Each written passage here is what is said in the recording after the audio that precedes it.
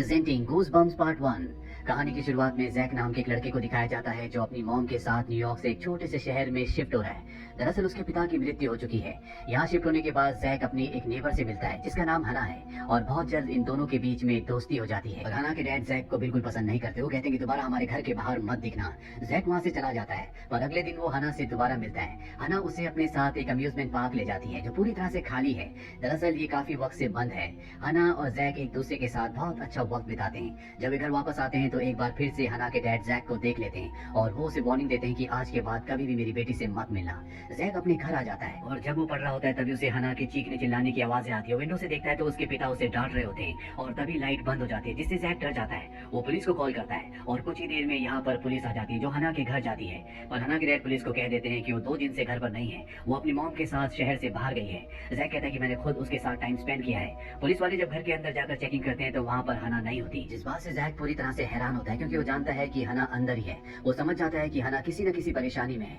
अब यहाँ पर जैक का एक नया दोस्त बना होता है, वो उसके घर पर आता है। जैक उससे कहता है कि हमारे पड़ोस में एक लड़की रहती है हना, जिसके पिता उस पर जुल्म करते हैं। उन्होंने उसे घर पर कहीं छुपा कर रखा हुआ है। और तभी ये देखते हैं कि हना के पिता गाड़ी से कहीं जा रहे हैं और ये इनके पास बहुत अच्छा मौका होता है। ये दोनों के दोनों दीवार कूदकर हना के घर के अंदर चले जाते हैं। अंदर चारों तरफ अंधेरा होता है। ये बेसमेंट में जाते हैं जहाँ पर अजीब अजीब से ट्रैप्स होते हैं। इन्हें कुछ समझ नहीं आता और ये वापस ऊपर आ जाते हैं। और तभी इनकी नजर सामने बुक सेल्फ पर पड़ती है जहाँ पर बहुत सारी किताबें होती हैं। लेकिन हैरानी की बात ये होती है कि सभी किताबों को लॉक किया गया होता है। जैक का दोस्त एक किताब उठाता है और जब वो राइटर का नाम पढ़ता है वो कहता है कि बहुत ही फेमस राइटर था पर अचानक से कहीं गायब हो गया। और तभी इनके सामने हैना आ जाती है। हैना को देखते इनके हाथ से किताब छूट जाती है जिससे किताब का लॉक टूट जाता है और अचानक से किताब के अंदर जितने भी अक्षर होते हैं वो बाहर निकलना शुरू हो जाते हैं। और यहाँ पर एक व्हाइट कलर का बहुत बड़ा गोरिल्ला जो उसी किताब का जिसका लॉक खुला है उसका एक कैरेक्टर है जिसे स्नोमैन कहा जाता है, वो बाहर आ जाता है। वो इनके ऊपर हमला करता है। ये किसी तरह से अपनी जान बचाकर घर से भाग जाते हैं। स्नोमैन वहाँ पर सभी बुक्स को नीचे गिरा देता है। तभी एक बुक का लॉक खुल जाता है और इसके बाद स्नोमैन इन तीनों का पीछा करने के लिए बाहर निकल जाता है। वो इनका पीछा करते हुए एक आइस स्केटिंग ग्राउंड तक पहुंचता है और इससे पहले कि वो इन तीनों को मारता, हना के पिता पीछे से आकर उसे एक बार फिर से बुक के अंदर कैद कर देते हैं। इसके बाद हना के पिता इन सबको घर वापस लाते हैं और जैक और उसके दोस्त से कहते हैं कि इस बारे में कभी किसी को कुछ मत बताना। पर जैक सब कुछ जानना चाहता है। हना के पिता कहते हैं कि जब मैं छोटा था तो मुझे एक एलर्जी थी जिस वजह से मैं घर से बाहर नहीं जा पाता था और मैं घर के अंदर सिर्फ हॉन्टेड किताबें लिखता था। तुमने सेल्फ के अंदर जितनी भी किताबें देखी हैं वो सब की सब मैंने लिखी हैं। मेरी जिंदगी में सब कुछ अच्छा चल रहा था पर अचानक से मेरी बुक्स के जितने भी कैरेक्टर्स थे वो सब के सब जिंदा होने लगी, इसीलिए मैंने हर एक बुक को लॉक लगा दिया। इसके बाद जब ये अंदर जाते हैं तो देखते हैं कि एक और किताब का लॉक खुला हुआ है और उसका जो कैरेक्टर है वो पास ही कुर्सी पर बैठा हुआ है। ये एक डमी होती है जिसका नाम होता है स्लैपी द डमी और अब ये हना के पिता से बदला लेना चाहता है क्योंकि उन्होंने इसे कैद कर दिया था। हना के पिता उसे किताब के अंदर वापस डालना चाहते हैं लेकिन स्लैपी द डमी उस किताब को जला देता है। साथ ही अपने यहाँ पर वो छोटी सी सेना भी बनाता है जो इन तीनों के ऊपर हमला कर देते हैं। ये अपनी जान बचाने के लिए बाहर भागते हैं। अब इन्हें पता चलता है कि स्लैपी द डमी ने बुक के अंदर से सभी क्रीचर्स को बाहर निकाल दिया जो कि बहुत ही खतरनाक है। दरअसल हना के पिता हमेशा हॉरर कहानियां लिखते थे और उन्हीं कहानियों में से एक कहानी ये है। किताब के अंदर से जितने भी क्रिएचर्स बाहर निकले होते हैं वो पूरे शहर में तबाही मचा रहे हैं। हना के पिता को कुछ समझ नहीं आता कि उन्हें क्या करना चाहिए। जैक कहता है कि आप एक कहानी फिर से लिखिए और उसमें ये लिखना कि ये सारे के सारे कैरेक्टर वापस अपनी दुनिया में अपनी किताबों में वापस चले गए। लेकिन हना के पिता ने अपने टाइपराइटर को जिस टाइपराइटर से वो सारी कहानियां लिखते थे उसे कॉलेज में रखा होता है, इसीलिए अभी अपनी गाड़ी से कॉलेज की तरफ बढ़ चलते हैं। लेकिन तभी एक बहुत बड़ा क्रिएचर इनके ऊपर हमला करता है जिससे बचने के लिए ये सब एक स्टोर में चले जाते हैं। लेकिन इनकी किस्मत यहाँ पर भी अच्छी नहीं होती। यहाँ पर एक वुल्फ होता है जो इनके ऊपर हमला कर देता है और इससे पहले कि वो इन्हें मारता यहाँ पर जैक की आंट आ जाती है जो उस वुल्फ को अपनी गाड़ी से उड़ा देती है। अभी सब के सब कब्रिस्तान के रास्ते कॉलेज की तरफ निकल पड़ते हैं। तभी आसमान में पूरा चांद चमकता है जिससे हना की बॉडी शाइन होना शुरू हो जाती है और कब्रिस्तान में जितने भी मुर्दे होते हैं वो सब अपनी कब्रों से बाहर आ जाते हैं। वो इनके ऊपर हमला करते हैं और ये सब के सब किसी तरह से अपनी जान बचाकर उस जगह से निकलकर कॉलेज में आ जाते हैं जहाँ पर जैक हना के पिता से पूछता है कि मुझे हना के बारे में जानना है, वो क्यों चमक रही थी। हना के पिता बताते हैं कि हना मेरी बेटी नहीं है। दरअसल इस कैरेक्टर को मैंने लिखा था, मैं बहुत अकेला था इसीलिए मैंने इसे किताब से बाहर निकाल दिया और मैं इसे तुम्हारे साथ बाहर इसलिए नहीं जाने देता क्योंकि मैं नहीं चाहता था कि दुनिया को इस बारे में पता चले। यहाँ तक कि हना को भी नहीं पता कि वो एक किताब की कैरेक्टर है। अगर उसे पता चला तो उसे बहुत दुख होगा। तभी हना यहाँ पर आ जाती है और बताती है कि टाइपराइटर मिल गया। हना के पिता इन्हें यहाँ से जाने के लिए कहते हैं और कहते हैं कि मैं कहानी अकेला लिखूंगा। दरअसल हना के पिता एक अच्छे इंसान है। वो हना के लिए जो कुछ कर रहे थे वो इसीलिए कर रहे थे ताकि उसका दिल ना दुखे, उसकी सच्चाई किसी को ना पता चले।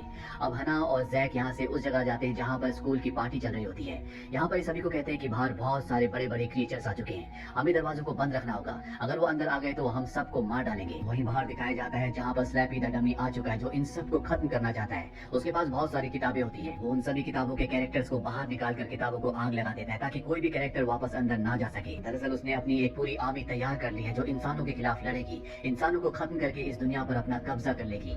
वही हैना के पिता को दिखाया जाता है जो किताब लिख रहे होते हैं। तभी यहाँ पर स्लैपी द डमी आ जाता है जो हैना के पिता की उंगलियों को इंजर्ड कर देता है ताकि वो टाइप ना कर पाए, किताब ना लिख पाए, और इससे पहले कि वो इन्हें मारता। यहाँ पर जैक और हैना आ जाते हैं जो हैना के पिता को यहाँ से लेकर निकल जाते हैं। इनके पास टाइपराइटर भी होता है, लेकिन हैना के पिता जानते हैं कि इन मॉन्स्टर से बचना इतना आसान नहीं है। ये सब के सब एक कमरे में होते हैं और बाहर बहुत सारे मॉन्स्टर्स हैं। हैना के पिता कहते हैं कि हम भागकर इनसे नहीं बच सकते, हमें कोई प्लान बनाना पड़ेगा। और तभी दिखाया जाता है कि अंदर से एक बस बाहर निकलती है जहाँ पर स्लैपी द डमी भी होता है, और जब वो उस बस को देखता है तो उसे लगता है कि इसमें हैना के पिता जो कि राइटर हैं वो भाग रहे हैं। इसीलिए स्लैपी द डमी अपने सभी मॉन्स्टर्स को बस के पीछे भेजता है और जल्दी बस को पकड़ लेते हैं, और जैसे ही बस का दरवाजा खोलते हैं तो उसमें एक बहुत बड़ा ब्लास्ट होता है जिससे सभी क्रिएचर्स मॉन्स्टर्स मारे जाते हैं। दरअसल ये हैना के पिता की एक चाल थी। वहीं एक दूसरी बस को अंदर से निकलते हुए दिखाया जाता है जिसके अंदर जैक, उसका दोस्त हैना और हैना के पिता होते हैं। टाइपराइटर लेकर ये अम्यूजमेंट पार्क पहुंच जाते हैं जो पूरी तरह से सुनसान होता है, और अब ये यहाँ पर किताब को पूरा करना चाहते हैं। हैना के पिता टाइप नहीं कर सकते इसलिए वो बोलते हैं और जैक टाइप करता है, पर तभी यहाँ पर स्लैपी द डमी आ जाता है। उसके पास एक किताब होती है, वो उस किताब को खोल देता है जिसके अंदर से अब तक का सबसे भयानक क्रिएचर निकलता है। उस क्रिएचर के सामने जो कोई भी आता है वो उसे निगल जाता है। हैना के पिता जैक से कहते हैं कि आगे की कहानी तुम खुद लिखोगे,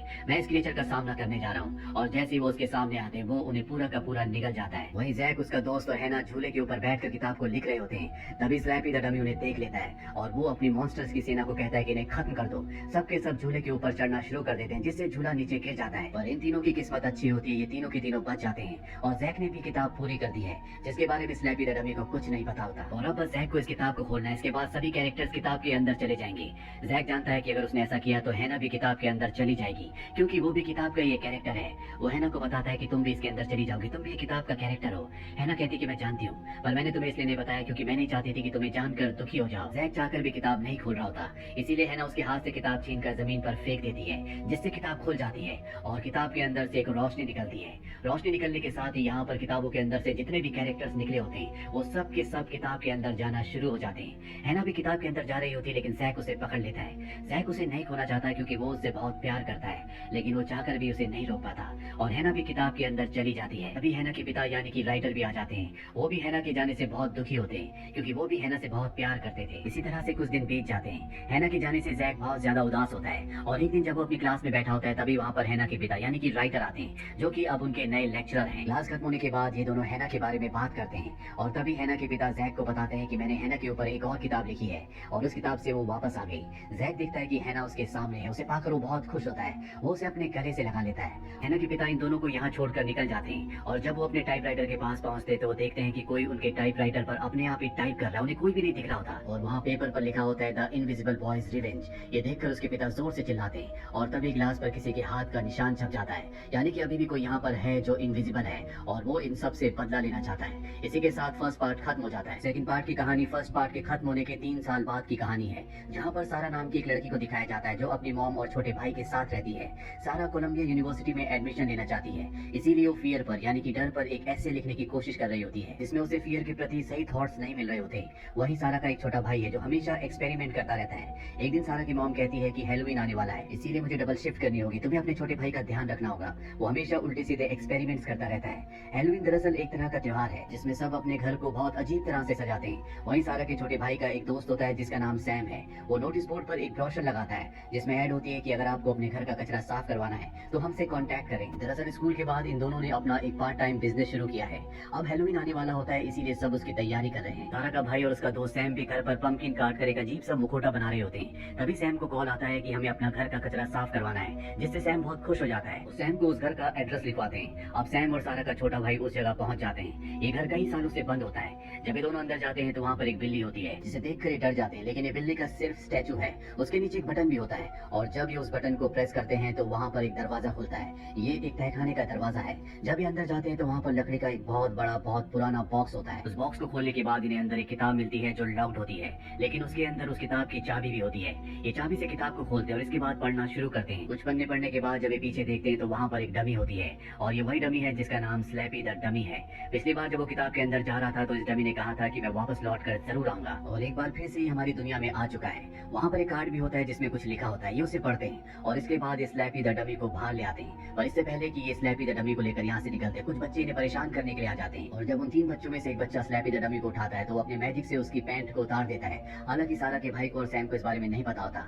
वो स्लैपी द डमी को लेकर अपनी गाड़ी में भागते हैं, वो लड़के का पीछा भी करते हैं, लेकिन स्लैपी द डमी एक बार फिर से उन्हें गिरा देती है। अब सैम और सारा का भाई घर पहुंच जाते हैं और वो इस डमी को सारा को दिखाते हैं। लेकिन आज हैलोवीन की रात होती है, इसलिए सारा को अपने दोस्त से मिलने के लिए क्लब में जाना होता है। वो घर से निकल जाती है। उसके जाने के बाद सारा के भाई को दिखाया जाता है जो वार्डन क्लिफ टावर पर कई वक्त से काम कर रहा है। ये निकोला टेस्ला का एक अधूरा आविष्कार था जिसमें बिना वायर के बिजली एक जगह से दूसरी जगह तक पहुंचाई जा सकती थी। और सारा का भाई अपने साइंस प्रोजेक्ट के लिए इसी पर काम कर रहा होता है, लेकिन अब वो परेशान हो चुका है। वो कहता है कि मैंने बहुत गलत सब्जेक्ट चुना। और तभी स्लैपी द डमी कहती है कि नहीं, तुमने बिल्कुल सही सब्जेक्ट चुना है। उसे बोलता हुआ देखकर ये दोनों के दोनों घबरा जाते हैं। और स्लैपी द डमी कहता है कि तुम्हें मुझसे डरने की जरूरत नहीं है, मैं तुम्हारा दोस्त हूँ। वो इनका होमवर्क भी कर देता है जिससे दोनों के दोनों खुश हो जाते हैं। डमी ने कहता है कि तुम्हें मेरे बारे में कभी किसी को कुछ नहीं बताना। वहीं सारा को दिखाया जाता है जो अपने बॉयफ्रेंड से मिलने के लिए नाइट क्लब में पहुंच गई होती है, लेकिन वो देखती है कि उसका बॉयफ्रेंड उसे चीट कर रहा है, वो किसी और लड़की के साथ है, इसीलिए वो घर वापस आ जाती है। वहीं रात को जब सब सो रहे होते हैं तो स्लैपी द डमी सारा के भाई के उस साइंस प्रोजेक्ट को जिसे वो कई वक्त से कर रहा था उसे पूरी तरह से ठीक कर देता है। और इसके बाद वो उसकी बहन सारा के बैग में छुप जाता है। सारा जब सुबह स्कूल जाती है तो देखती है कि उसके बैग में डमी है। उसे लगता है कि उसके भाई ने उसके बैग में रख दिया होगा,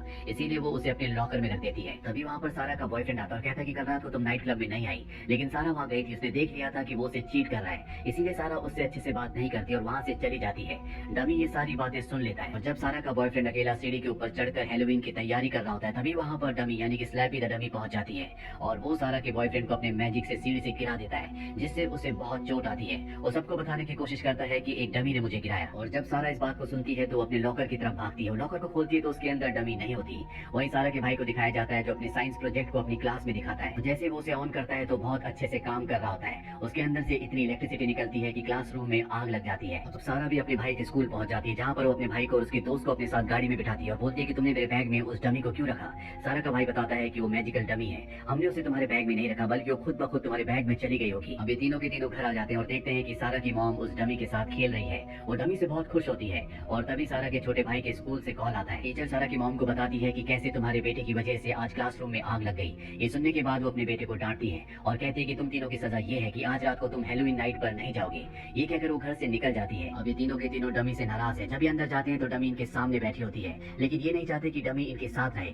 डमी इनसे कहती है कि मैं तुम्हारे साथ रहना चाहती हूँ एक परिवार की तरह, लेकिन इस डमी की वजह से इन्हें परेशानी हो रही होती है। इसीलिए सारा एक स्टिक उठाती है और उस पर हमला कर देती है।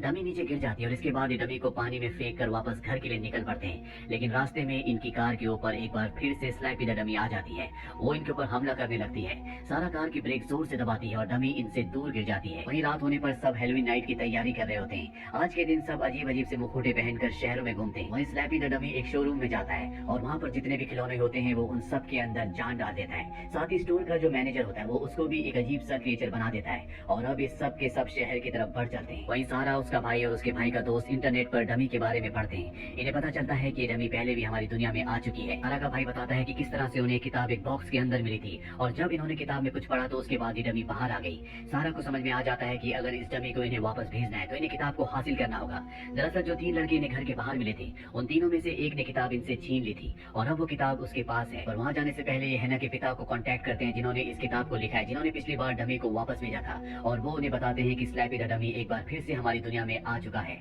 ये बात जब उन्हें पता चलती है तो वो भी शहर की तरफ निकल पड़ते हैं। सारा, उसका भाई और उसके भाई का दोस्त उस लड़के तक पहुंच जाते हैं, लेकिन इससे पहले कि वो इन्हें अपने घर ले जाकर किताब देता, यहाँ पर स्लैपी द डमी के वो साथी आ जाते हैं जिनके अंदर उसने जान डाली थी और वो उस लड़के को और उसके साथी को यहाँ से उठाकर ले जाते हैं। अब इन तीनों को समझ में आ चुका है कि इन्हें किसी भी कीमत पर किताब को हासिल करना होगा, इसीलिए तीनों के तीनों उस घर में पहुंच जाते हैं जहाँ पर किताब है और जल्दी किताब को ढूंढ लेते हैं। अब यहाँ पर बहुत सारे जेली बेयर आ जाते हैं जो इनके ऊपर हमला कर देते हैं। तभी इनके हाथ से किताब छूट जाती है और जैसे ही किताब खुलती है सारे के सारे जेली बेयर उसके अंदर समा जाते हैं। ये समझ जाते हैं कि अगर इन्हें स्लैपी द डमी को वापस किताब के अंदर भेजना है तो इन्हें उस किताब को उसके आगे खोलना होगा। ये बाहर निकल जाते हैं जहाँ पर पूरे शहर में स्लैपी द डमी के बहुत सारे साथी घूम रहे होते हैं जो शहर को तबाह कर रहे होते हैं। और इससे पहले कि डमी तक पहुँचते डमी का एक उड़ने वाला साथी आता है और सारा के हाथ से बुक छीन कर ले जाता है, जिससे परेशान हो जाते हैं। अब ये भी डमी के साथियों की तरह कॉस्ट्यूम पहन लेते हैं। साथ ही वो किताब, जिस किताब को डमी के साथी छीन कर ले गए हैं, ये उसकी एग्जैक्ट एक कॉपी बनाते हैं। दरअसल स्लैपी द डमी ने निकोला टेस्ला के उस बड़े टावर को एक्टिवेट कर दिया होता है जिसका छोटा मॉडल सारा के भाई ने बनाया था और इसी बड़े टावर की मदद से डमी के सारे दोस्त चार्ज हो रहे होते हैं। अब डमी ने यहाँ पर सारा की मॉम को भी कैद कर रखा है जिसे उसने अपने जादू से, अपने मैजिक से उसे बिल्कुल अपनी तरह बना दिया है, यानी कि वो डमी की तरह बात कर रही होती है। और अब डमी असली किताब को जब जलाने वाली होती है तभी सारा यहाँ पर आ जाती है और वो उससे किताब छीन लेती है, पर चाहकर भी वो उस किताब को नहीं खोल पाती क्योंकि डमी ने अपने मैजिक से किताब को लॉक किया होता है। सारा डमी से कहती है कि मैं तुम्हें किताब वापस कर दूंगी, लेकिन तुम्हें मेरी मॉम को पहले जैसा ठीक करना होगा।